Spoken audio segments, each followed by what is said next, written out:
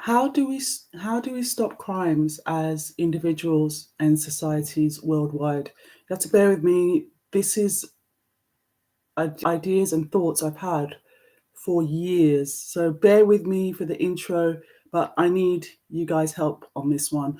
So I've made some notes because there's a lot to think about, and I'm just going to read my notes. How do we stop crime as individuals and society worldwide?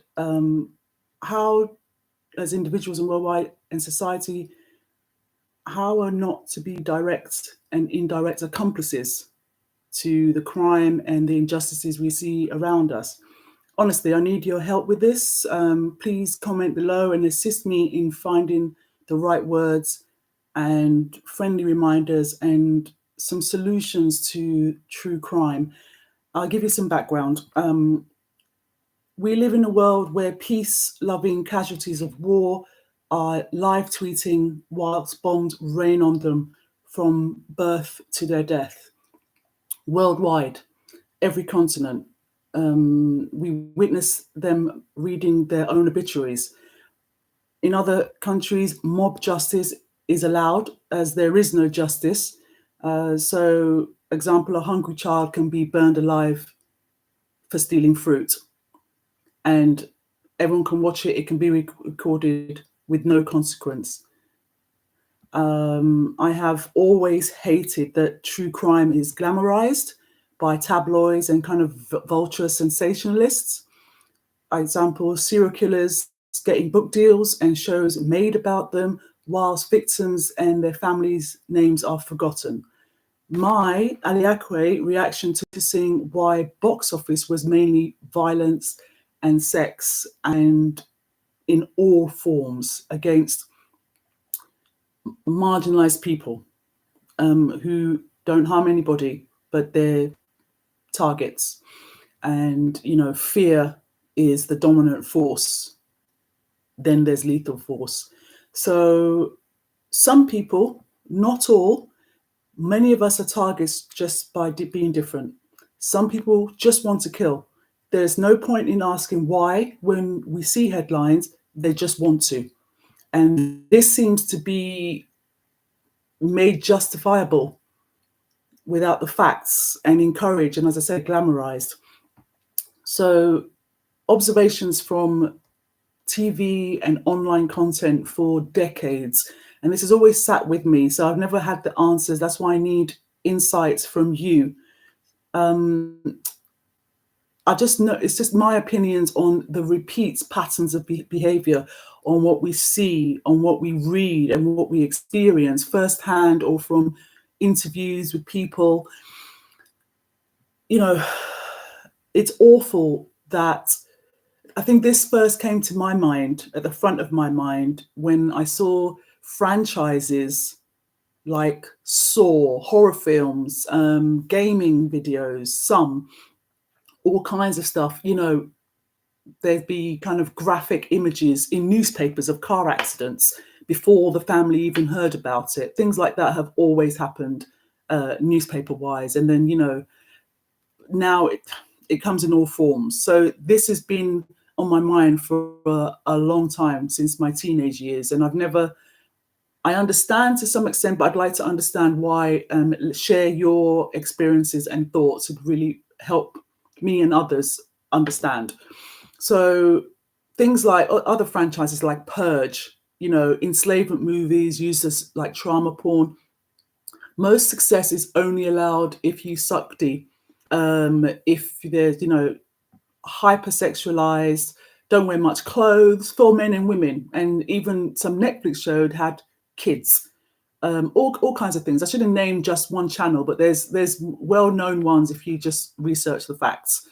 And it's not just them, it's content across the board that you easily accessible. Things like Hollywood being a glorified wank bank that has been copy and pasted worldwide. Stranger danger and familiar danger kind of being blurred. Most content in a parallel universe where everything natural is allowed, and we have not been taught to hate ourselves and each other. So kind of examples, for examples, I've been told, many of us have been told since we were young not to chop food or drink from strangers. Standard. You've never been told why, but we've been raised on this. So sometimes elders will tell you things from their experience and from what's happened around the world, but then you grow up to realize why. So I'm thinking, this could be avoided. You're being an accomplice if you don't actually give information to avoid that danger and know the reasons why and handle it better. What's it called? Things like don't leave your drink unattended. The phrase tiredness kills is real. Things like rest and slow down, because if you don't, it's the simplest things that could happen. Example, leaving your keys in your unlocked front door because you're so distracted. Intruders, anyone could step in and follow you. Put your keys, phone away before you cross the road. Tiredness kills. Another example, if you don't have hands-free headset, tell your colleagues in advance then that you can't answer the phone until you're safely parked up, things like this. So I've got abilities. It takes me a while to process things. And, on one hand, I'm super sharp on things and I'm way ahead and I know a lot more than people think that I do. Other things take a while to process. That's just a neurological thing. But we need to help as a duty of care protect each other. It is not possible to do this all the time. Things will happen. It's in the creator's hands. Some things are beyond our control, but what things that are within our control, I just think it will help. These are friendly reminders of, I was going to call this, the draft was like how not to get murdered, how not to be an accomplice, all these kind of things, but it's a working title. Suggestions welcome. And okay, so, tiredness kills even though it's on the highway, on the motorway signs, very importantly so, but it applies in everyday life because we're bombarded with so many different things.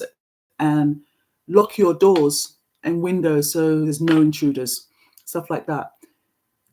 So if possible, it's okay to keep your own company. I think this is something it's an unexpected thing that's not encouraged enough from childhood through to adulthood and elders. It's okay to keep your own company.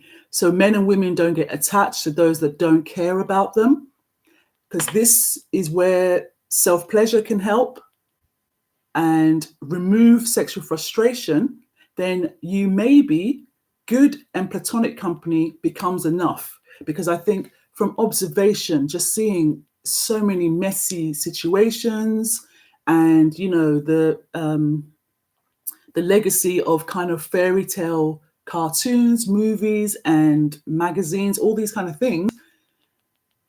I think if you just relax with yourself, get to know yourself, even if the only company you have is your insecurities, positively work them through, then we wouldn't have kind of messy projections in the streets and people being murked for no reason, and these stereotypes of group of people and crimes that are happening and real crimes and all sorts of mess. If possible, please stop pressurizing men and women to have children if they don't want to. There's too many abandoned, too many in the care system and so forth. Or trophy children exposed to narcissists and psychopaths. The amount of true crime stories I've observed, that happen, and just thinking, from time immemorial till present day, it's keeping these streaming service and movies and box office afloat, if possible. Like, okay, so this section is religion. I just think it may be a societal accomplice to crimes worldwide. You expect many children, expect people to have lots of children, and they are blessings. They are blessings, but not if you don't have the means. And because without money or reliable support to look after them, again, into the care system, vulnerable, homeless, missing kids. These are all reals we hear about all the time in, time out. And this is just giving predators, as well as inequality, all these distraction, it gives the predators free reign that we don't know about, countless. And we care. So it's these kind of things, I just think, root causes that rarely are in the media in a short form, and our attention spans are getting less. And this could help. Not everything can be solved. It never will be. We're humanity, for God's sake. But I just think it's just for the duty of collective care for each other worldwide. Some of these root causes, strip it back and focus on self, focus on family, focus on workplace, these, your groups, your circle, those change first. That could just like affect the world in a positive way and save lots of lives. Still on religion, hate crimes due to LGBTQIA, bigotry, prejudice, that there's, sacred texts talk about love, and it's been twisted by bigotry. We give thanks. There's millions of faith leaders who are amazing, give guidance, and relatable advice and welcome all. But in this context, we're talking about, it leads to people, hate crimes from people who are probably self-hating or make others who are self-hating, or abused serial killers taking out their internalized homophobia or lesbophobia, etc., out on innocent people. This is happening globally, and it's probably a cover for other authorities, groups, or individuals under that cover. So next section is for anyone. This is anyone that says certain things, run. It's a flag. Example, any type of people that start a fight and walks away for you to get beaten up, run. Anyone that socially bullies you, don't stay in their company. Don't stay in their company. You never know what they're like. Okay, it's run from anyone that's showing performative love, public love, temporary love. But as soon as you're one-on-one or in a closed circle that no one challenges their behavior, stay away from them, because that's something that's a crime in the future, and they'll get away with it because they've been enabled by accomplices, unwritten or not, those who don't want to acknowledge their real character that everyone knows about, but no one challenges it because they just want to have a sense of belonging, even though that person, that man, that woman, anybody is evil to them as well. They just don't want to be the target. Run if you value your life. Anyone that only shows interest in your child and not you, in whatever way. Also, apparently speaking objective facts means losing your life via dictators and enemies of progress. Anyone that tries to dismiss or shut down or discredit your what's called character, when you're just stating objective facts that have been proven by experts, run. Keep them out of your circle, stay focused. Next section, dating and beauty standards, and how this could avoid crime or being an accomplice to crime. The hate some women show to pretty or slim women, it's not even, they might not even know they're doing it, but it's really the hate I see online and observed. And it's not about you, it's about their insecurities. But the thing is, there's a reason why you need to just stay away, because they can't face themselves, and it's a societal thing, that all of these things, when you don't look a certain way and you don't have this body shape, or it's ridiculous. There's so much beauty in women and men, all shapes, all shades, all skin tones, and it's just natural, no matter your size. If it's not harming you, but I think this is, for me, that predatory profiting from creating self-doubt and fear in people, that's an indirect accomplice for me. When people take their own lives, or they're socially bullied, or you see that the amount of true crime stories, this, comment below, of so-called friends and they can't see the flags. And then, the things like, how is it, throwing acid in people's faces.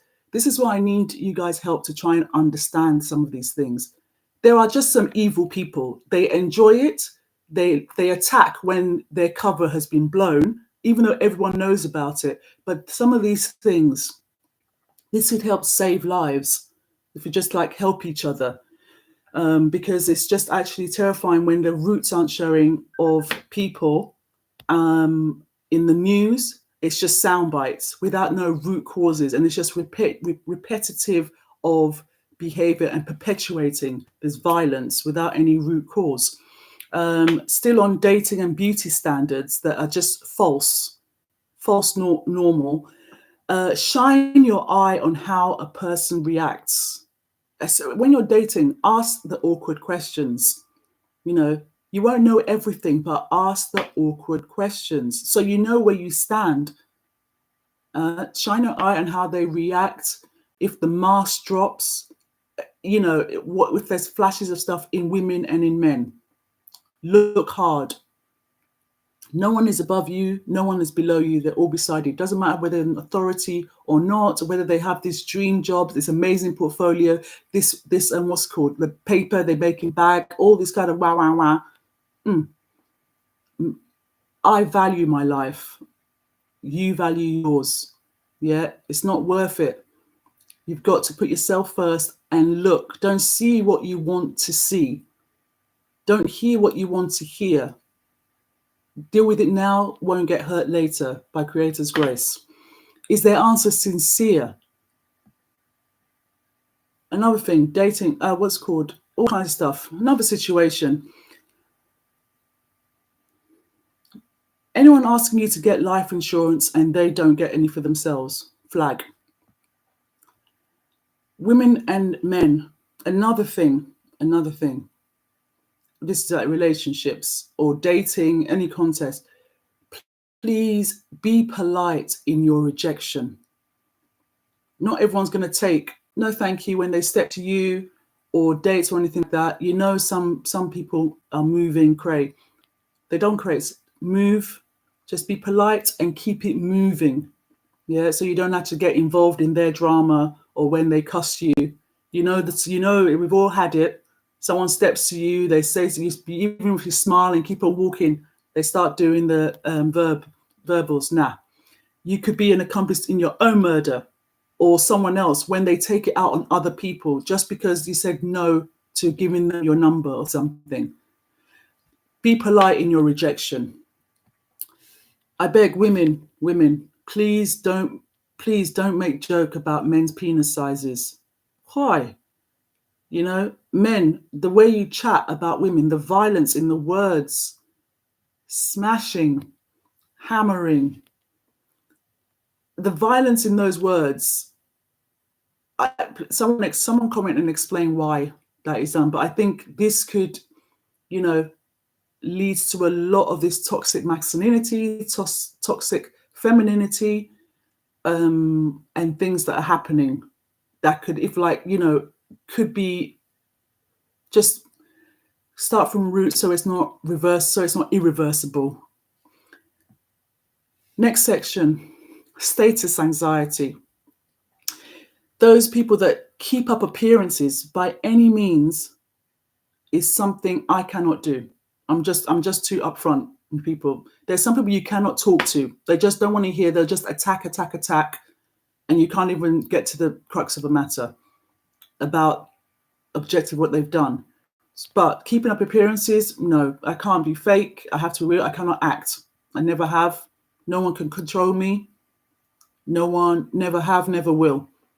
But when you read the facts of so many true crime and psychological reports of murderers and their accomplices, it is stated factors that have included they've had to uphold a facade for their relatives or their friends or their workplaces or their position and status in society, whatever that may be.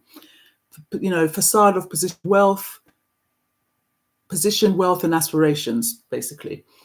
Yeah, the next level, some women's expectations of men. That's either from parental pressure, village pressure, elders, your friends, social media, and just media in general. Some men's expectations of women, they couldn't even uphold themselves. So, yeah. So the next session is government worldwide. For me, there's the kind of, I don't know whether it's insidious, indirect, or direct violence, including from presidents and politicians and some in authority. We know there's good people who are working hard in the background that never get the spotlight, and they're not career politicians or presidents. They're actually trying to do good for community affairs and help people in all sections of community affairs, all types of communities and people globally. But the government worldwide thing is about, you help me understand, are they not, is someone an accomplice when they will not have things like gun control and arms so easily available? Are you not a conscious accomplice or alleged murderer or serial killer if you are decimating communities who can actually fend for themselves, can actually survive, with it's scary to me. Things like policies that are just lip service. It's like exemption, one rule for them, one for the others. Lip serving, bullying, hazing policies that are not enforced properly. That's an educational establishment, all kinds of things that's not actually enforced. Doesn't that lead to people who have been bullied or hazed or worse? Doesn't that lead to people who become bullies, murderers, and other things in life? Isn't that usually the root cause? And what I'm seeing, all of these true crime and stuff solution. I mean, go out there and check this out. It's what are your thoughts? In the governmental role, when there are accomplices to causes of death by capitalism stress, that phrase that stress is the underlying factor in so many things. Stress is the silent killer. So what are most people stressed about when you talk to them in news reports, in literally objective first-hand experience? All of these people globally talk about they can't put food on the table, they can't pay for heating, they can't do this. That's capitalism, in the greed side of capitalism, only seeing people as human capital, as stock, as cattle on the stock exchange. Next section is media. So when numerous medical research papers state that mental health issues and post-traumatic stress disorder keep increasing, I feel it's because we are bombarded by a barrage of toxic and negative content in a so-called post-truth age. I had to look up what post-truth meant, because I post-truth, for me, it should always be truth. Post-truth, I think it said something like personal beliefs that don't take into account objective facts and evidence. That's post-truth, especially in the media. So where lies are currency without being fact-checked by some. This is, for me, this is complicity in individual and collective suicide. It's like assisted suicide in terms of psychological warfare, wearing people down with exhaustion, misinformation, disinformation. You know, please comment below. It helps me and others to understand. Help me find the right wording for this, because it's like constant barrage of news, and I'm doing this to try and find a counterbalance and some positive engagement and help with each other. Next context is things like relatives and loved ones. Stay away from insidious relatives that, as I said before, that does performative love in public but never in private. You know, the ones that never responds to your love for them and openly hates you, never invites you anywhere, nor attends your birthdays, but as soon as you are unwell, they want to rush to your side only when you're alone. Remove them from your next in list, because that's between life or death. When you want to hold on to life, there's someone there to secretly, dangerous. That's an accomplice right there, and you get framed with their wickedness. Things like, as well, when you're listening to all these true crime stuff, which I think is like, there's some really good forensic evidence stuff giving you a timeline and constructive. The best ones are the family, who are they include the family and those that knew the people and are constructive and respectful, above all respectful to the facts and the life of that person. But when you go back to the root causes of things, this is another one I'm going to list. It's things people might not even know. That's why I say it might be like indirect accomplice to murder. Could roll it back. Stop calling one child your favorite. It's worse when you do it in front of another child. I don't know whether people consciously do this to, like, make them competitive, but there's too many true crimes out there, and it's next level. It's you just make them the target.